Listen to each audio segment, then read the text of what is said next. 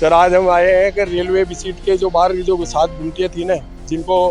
20 तारीख को तोड़ा गया था, और कद्दावर नेता राजस्थान सरकार के सुरेश रावत और डॉक्टर भारती दीक्षित कलेक्टर महोदय के निर्देश के बावजूद उन गुमटियों को तोड़ा गया। अब हम ये कहने आए हैं, अजमेर की जनता को जगाने आए हैं कि आप देख लीजिए कि अजमेर के अंदर 70-75% रेलवे की ज़मीन है, और रेलवे ये कहती है कि MOU हो रहे हैं जगह जगह पे, क्योंकि मोदी सरकार ने PPP मोड के ऊपर रेलवे की ज़मीनें बेचना शुरू कर दिया है। इसलिए अजमेर के अंदर भी 4 जगह पे MOU हुआ है। ये जो कचेरी रोड पे है, ये ज़मीन 7 करोड़ और 61 लाख में बिकी है, 60 साल की लीज के ऊपर। और रेलवे के हजारीबाग के पास कोई ज़मीन है, वो बिकी है, राजा साइकिल के पास में वहाँ बिकी है। तो आप देख लीजिए, इसका मतलब ये थोड़ी हो गया कि रेलवे अपनी संपत्ति के अंदर यदि कोई कार्रवाई करता है तो वो लीगल है। रेलवे के हमारे प्रशासन को, चाहे ADA और नगर निगम हो, उसको ये चिट्ठी लिख के कहता है कि आप हमारी ज़मीन के बाहर की साइड में जो भी ठेला है, थड़ी है, चाहे किसी का रिहायशी मकान है, चाहे कोई केबिन है, चाहे कुछ भी है, तो उसको हटा दीजिए और आप हटवाइए। तो इसका मतलब ये थोड़ी है कि हमारी सरकार के अंदर जो हमारा प्रशासन बैठा वो रेलवे के आदेश की पालना करेगा।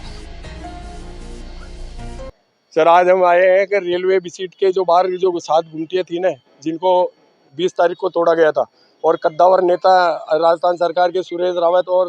डॉक्टर भारती दीक्षित कलेक्टर महोदय के निर्देश के बावजूद उन गुमटियों को तोड़ा गया। अब हम ये कहने आए हैं, अजमेर की जनता को जगाने आए हैं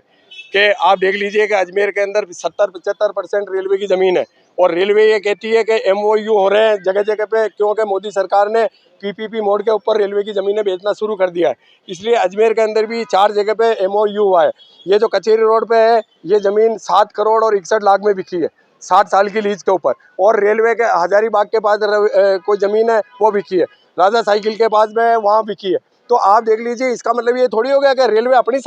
संपत्ति के अंदर यदि कोई कार्रवाई करता है तो वो लीगल है। रेलवे के हमारे प्रशासन को, चाहे ADA और नगर निगम हो, उसको ये चिट्ठी लिख के कहता है कि आप हमारी ज़मीन के बाहर की साइड में जो भी ठेला है, थड़ी है, चाहे किसी का रिहायशी मकान है, चाहे कोई केबिन है, चाहे कुछ भी है, तो उसको हटा दीजिए और आप हटवाइए। तो इसका मतलब ये थोड़ी है कि हमारी सरकार के अंदर जो हमारा प्रशासन बैठा वो रेलवे के आदेश की पालना करेगा। और रेलवे को अधिकार किसने दिया है? तो अजमेर के अंदर इस तरीके की तबाही होगी क्या? मैं अजमेर के जनप्रतिनिधियों से ये कहना चाहता हूँ कि केंद्रीय कृषि मंत्री भागीरथ जी चौधरी इस बात को सुने, वासुदेव जी देवनानी इस बात को सुने, अनिता जी बघेल इस बात को सुने कि अजमेर के अंदर जो ये 20-20 साल 22 साल से लोगों का जो रोजगार छीना जा रहा है, उसके लिए आप भी कुछ करिए, वरना आप लोगों की भी सीटें हैं, वो अजमेर की पब्लिक है, वो आपको भी इसका सबक सिखाएगी। तो क्यों नहीं एक बताइए, आपके 22 साल से जो आदमी अपने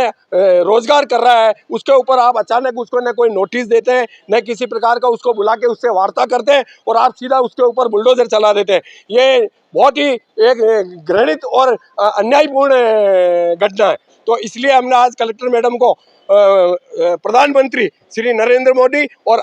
जो अश्विनी वैष्णव है रेल मंत्री, उनके नाम हमने जो RM है यहाँ के रेलवे के, उनके खिलाफ हमने ज्ञापन दिया है कि वो अनुचित कार्रवाई करते हैं, और ये कार्रवाई आगे से बंद होनी चाहिए, उनका यहाँ से तबादला होना चाहिए, और इस कार्रवाई के ऊपर संज्ञान लेना चाहिए। और जो जितनी भी अजमेर में गुमटियाँ, चाहे नगर निगम की हो और चाहे वो किसी की भी हो, चाहे डेयरी बूथ हो, उनको यदि हटाया जाए तो इनसे बात की जाए, उनको लीगल नोटिस दिए जाए, और उसके बाद में उनके पुनर्वास की व्यवस्था की जाए।